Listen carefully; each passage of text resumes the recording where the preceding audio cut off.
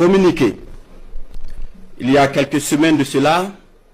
les services de renseignement ont intercepté plusieurs communications entre un individu et des chefs terroristes portant sur des détails des positions des forces de défense et de sécurité intérieure,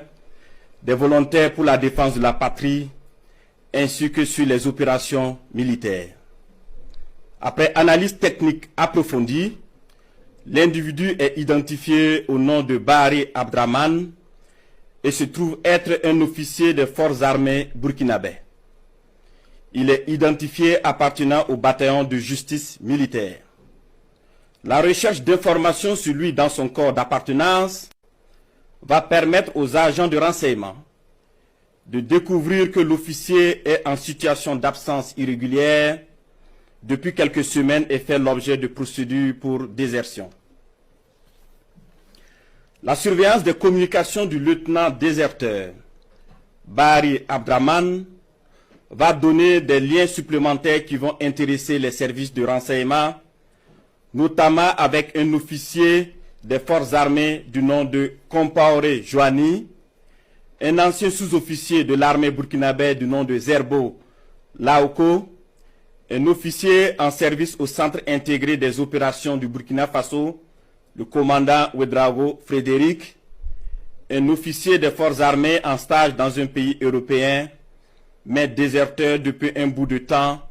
et ayant rejoint Abidjan du nom de Kaboré Constantin. Le travail minutieux des services de renseignement va révéler un grand complot en préparation contre notre pays, dont le but ultime est de semer le chaos total en vue de placer le pays sous tutelle d'une organisation internationale à mesure de reprendre le contrôle dans 10 ou 20 ans selon les instigateurs. Des informations sensibles ont été passées aux terroristes en vue d'accentuer les attaques contre les forces combattantes et les civils dans le but de susciter la révolte contre les autorités. Aussi, d'autres stratégies ont été développées pour désorienter les services de renseignement afin de les amener à faire des arrestations massives